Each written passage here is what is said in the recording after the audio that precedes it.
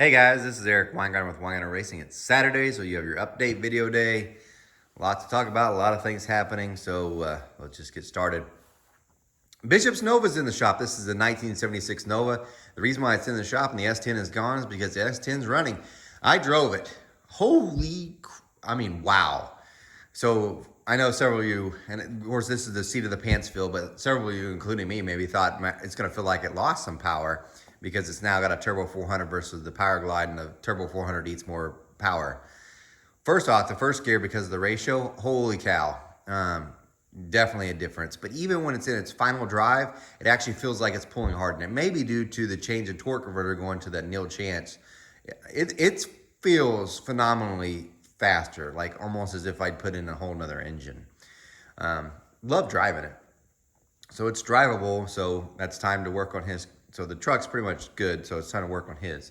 But now, since I got better lighting, I can kind of show you what this is. And it looks rough, but don't get too bad because I'm going to show you something real quick here in a second. But like you can tell, the only thing that's left is the cross member, is just the center section. The rest is all tubing. You can see the tubes behind it.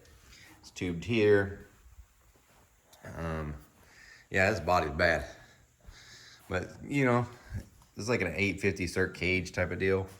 It's a nice piece. The rear end is stock. I ordered the leaf springs and the shocks for this. I haven't ordered the rear end, the 4.9-inch, but need to. This thing's going to take some work. But as you can tell, the first thing we're going to do is the floorboards are actually here. They're in the box underneath there.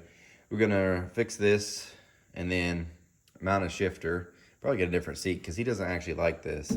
He wants something where he could get in and be comfortable with the girl. So we're going to add another seat over there. Do that, and then Keith's bringing over his transmission tomorrow, the Turbo 350, and then we're going to make the engine transmission, and in this goes. And before you think, man, this looks so rough, let me show you this, because this is how the S10 started.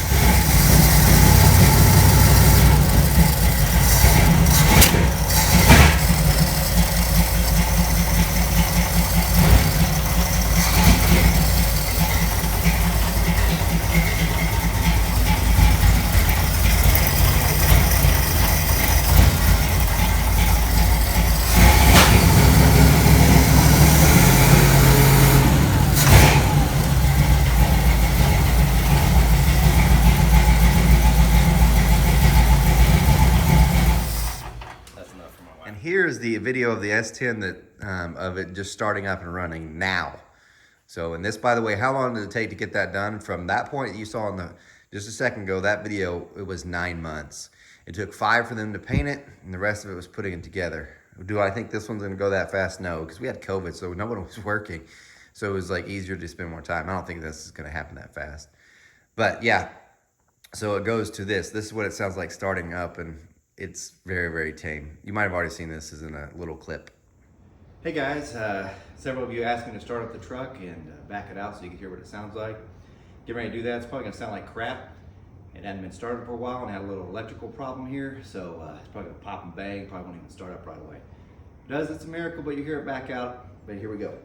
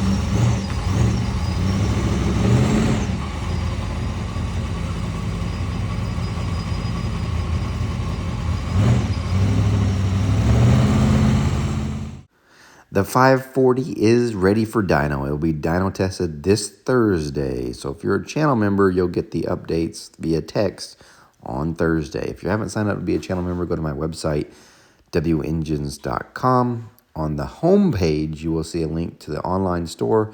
You can sign up to be a channel member. The channel member is the reason why this engine even exists.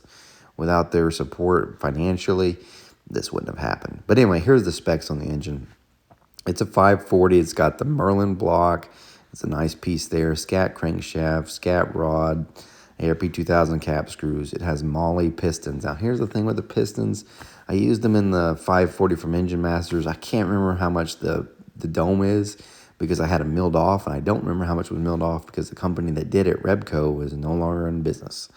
I think I had to mill them down to 33 cc's. However, because we had no piston valve clearance, it took off about 100 thousandths on the exhaust side. So you're looking at about 5 cc's less, which puts it about 28 cc dome. The chambers are on there now because these Pro Maxes are the 317s that it's all dyno tested with the 496. They have a 110 cc chamber, so that compression ratio is pretty high, between 13 and 14 to 1. The heads only flow like 386. They're just as cast, besides being milled off and redoing the valve job. The intake being used here is the Brodix BM1000. It's a 4150 style. Of course, I'll test it with a Dominator. We are going to use probably race gas on this deal. Because the person is supposed to send me an E85 carburetor, if it shows up, we'll be dyno testing an E85.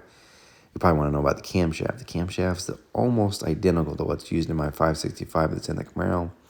It's got 275 degrees of intake duration at 50 thousandths, 288 on exhaust, 112 lobe separation, and it has 820 lifts on intake and 808 on exhaust. You might say, it's all a lift. Yeah, that's because it's 1.7 rockers. If I had more rocker ratio, I'd be up there, but that's what it is. We dyno testing with that. There are a whole bunch of other stuff. AFR maybe been sending me another set of heads to test, so maybe I get to switch to that. But as is, this is the baseline. I'll probably be testing also with an Edelbrock 2896 intake, which is definitely a Dominator one. I've got one other intake to test with, but not a whole lot of intakes to test on this baseline. But there you go. I am getting t-shirts made for this. Like, it's actually going to be a real cool design instead of my normal generic stuff. And all the proceeds for the shirts are just going to go to this project for him. But anyway, I sent the pictures of the car, which was really rough, and I had him see if he could add an engine in there. And he wants the name of this car to be called Student Driver. So Student Driver is what it's going to be, and that shirt's going to be available. I'm waiting for them to get some artwork back so I can put up the pre-orders and stuff so people can buy that. But yeah, it'll be the first actual shirt. You're like, why don't you do that with the S10 or the Camaro? Well, maybe I will, but this is definitely the first one. So that shirt's will be created for that. Now for the next thing. This would probably be the next tech video because, as you know, Saturdays you might get some tech in there, but not really. This is the Mopar 440 Pro Max Project X head. This one I have already ported. I talked about it before. I haven't gone into too much depth. This one I actually ported for them because they're going to make a digitized copy of that. And I actually flowed the stock one too, so I'll have both numbers. That'll probably be the next actual video you see. But the real big news is this. That's some pretty cool news because I've been waiting a while to dyno test that 540. Now, Gary's been working on other stuff too.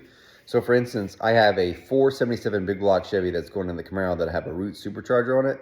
He's working on that now too. So, really waiting on the shaft rockers for that. Really, really need that. Then that would pretty much have all the pieces and you can start it up and be running.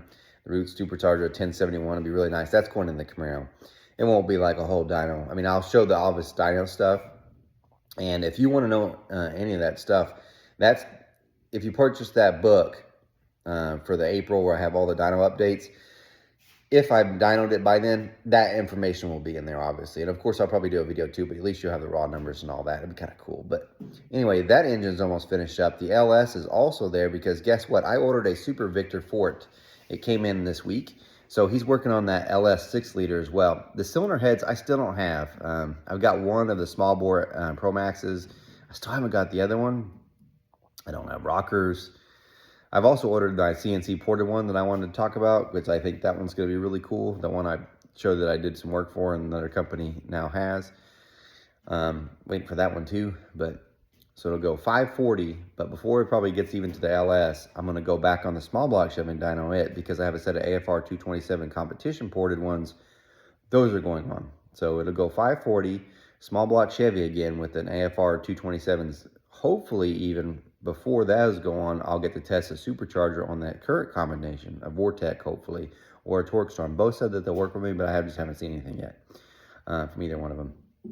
So hopefully I get to test that, and then I'll switch to AFR 227s. If the superchargers aren't here, what will happen is once those AFR 227s go on, there's two things that are going to be tested. I've got a Holley Pro Dominator tunnel ram will be tested, and going back to Edelbrock Street tunnel ram, but I'm going to port match it this time. And also I've got some tri-Y headers to try. So it'll go 540 Dyno Mule, small block Chevy Dyno Mule. Hopefully by then, if things go well, maybe the 477 will be ready or the LS. So that's all coming up. So it's getting really crazy. And if I haven't mentioned it before, because I don't know how I'm going to edit this, all that information will be available. And I'm going to put it on my online store today or tomorrow to pre-order the book. Because every quarter I'm going to have a book that has all the dyno stuff from that. So you have all the information I usually have, like your dyno sheets, your flow sheets that go with the engine that will be in that book and that go with the engine. So for instance, we've already had Trent Dugan, or if anybody know him, we dynoed his small block turbo motor. So that one will be in there. The 540 will be in here, obviously. And any other thing that's dynoed between then will also be in that book. So you'll have, it's a much larger book. It will obviously cost more. Members get a hell of a deal. So if you haven't signed up to be a member, you really should. One, it helps me do all these dyno projects anyway. Channel membership is $150, which sounds really expensive. But on the day I dynoing, like on Thursday, you're going to get all the results text to you. I don't email. I don't have time for that. Text is way easier. But you also get, when that book comes out in April, you're going to get that book for $20 more than what it costs to print. And since the book's going to be big, the cost of that book's probably going to be expensive for most of you. But for them, they're probably going to be out maybe $50. So the rest of you might be out $150, which you're like, oh my God, that book's expensive. Yes, it is, but it's also probably going to end up being like that thick. It's going to be a pretty big one. There's also have a different book for just the flow data. So every head that I flowed throughout this time is a different book that you can purchase as well. And just to give you an idea, I mean, look how thick this thing is now. And I'm not even close to being near April. Let me pull out my sheets here. Sorry. That's it. These are all the flow sheets. Yeah, there's a bunch. So yeah, that will be a whole different book. So why is that one important? So if you're one of those guys like, well, what does this head flow? Well, you could just flip through the book, and if it's in there, and I'll have an index to tell all the heads that are flow that are there. And at the end of the year, I'll have a massive book for those flow ones, and then someone can just do it that way. And I'll probably keep adding on so people can get that. But anyway, that wraps up the technical part, so I get to talk about my son. Here we go. So for those that don't know, technical part's over. Thanks for watching, appreciate you. But this is just about my son and my swimming because I'm super proud. Today is February 3rd. His birthday is tomorrow, February 4th. I had to stop for a second, make sure I remember that. It'll be 17 tomorrow. But today is a big day because it is this day. It's meet day. Obviously, this is not my son with the blonde, but that is him here at the bottom of this. That's him right there, the professional swimmer. I mean, not really. He's not getting paid, but hopefully it is meet day, so let's talk about it. Yeah, it's regional swim meet. For those that are unfamiliar with this, for high school swimming, this is it's the most important swim up to date. So the way it works is there's two regional matches happening. One's happening in Edmond, one's happening in Jinx. So you have the west side of Oklahoma, the east side of Oklahoma. Both are swimming the same events. The way it works, the top 24 fastest swimmers across the state qualify to go to state in 2 weeks. Now, for those who don't remember last year, because I've gotten a whole lot of subscribers since then, last year, Bishop was swimming, and his first name's Kaden, by the way, but I call him Bishop. And he was swimming the 200, and he wasn't fast enough to be on the relay for the team, so he had to make it individually. And he swam the 200, and it was like a 2:06. And when it was done, he didn't think he made it. And it wasn't, we got a call like at midnight and said he qualified individually in the 200. He was the very last qualifying spot in that. So he made state last year. Super huge accomplishment. It was a whole bunch of highs and lows for that because he worked so hard last year from where he'd been. This year, he's in a much better position. He's going to end up swimming the 100 and the 500. And truthfully, I think he's more competitive in the 500. It's a long swim, but that's where it's his bag. So if you're religious or if you're not, just keep him in your thoughts, prayers, and pray that he makes it. And he's working very hard. Like, he's been doing 2 days for months. So if the pool's been open, he's been there. And I'm not joking. So we're talking like you're getting up at 4:30 in the morning to make it to practice at 5:15, gets done with that at 6:45, goes to school at 7:30, gets done at school at 2:30, goes to swim for BA for an hour. Then he goes back to swim Tulsa from 4:15 to, I think it's 6:15, and then he works after that. So yeah, he's dedicated. He's definitely, hopefully it'll pay off. I saw him yesterday, and this is going to sound weird, but saw him shaving yesterday, and I'm not talking this. Everything, like arm hair, leg hair, everything, to make it. So this is a huge, huge deal.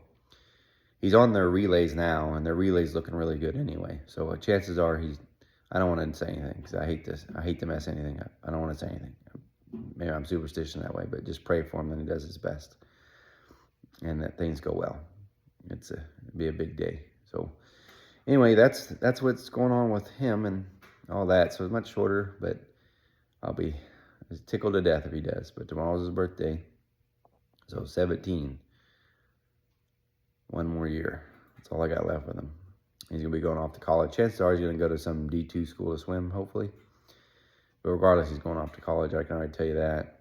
And you might say, well, he can do good in trade schools, and I totally get that too. But it's not what he wants. He wants to be an aerospace engineer. He wants to design the next F-22 Raptor or something, you know, something. That's his bag. He really wants that. Which is great because when I was his age, I really didn't have an idea what I wanted to do, but he totally does. So that's not something you can just get at a trade school. He's got to go to college. He'll probably make a ton of money too. So anyway, guys, thanks so much for watching. Really appreciate it. We hit 30,000. I should say we. Oh, you're all of your friends anyway.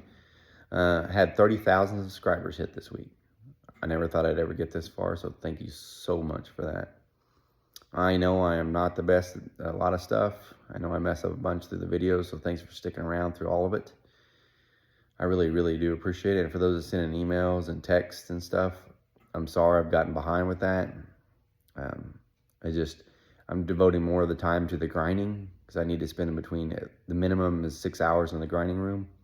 So it doesn't give me a whole lot of time. The other time is spent on assembly, disassembly, cleaning, valve jobbing, mills. There's just not a lot of time left in the day sometimes to answer all the emails and texts. It's not that I don't try. I do read them all. I just try to remember to respond to them. So I apologize for that. Time is just never on my side. So it's one thing you can't make more of. It's time. So guys, thanks so much for watching again. I really, really do appreciate it. Say your prayer or whatever for my son. I'm really hoping he does well. So guys, thanks for watching. You guys take care. Remember, I do not pour cast iron, and I am definitely not a Superman.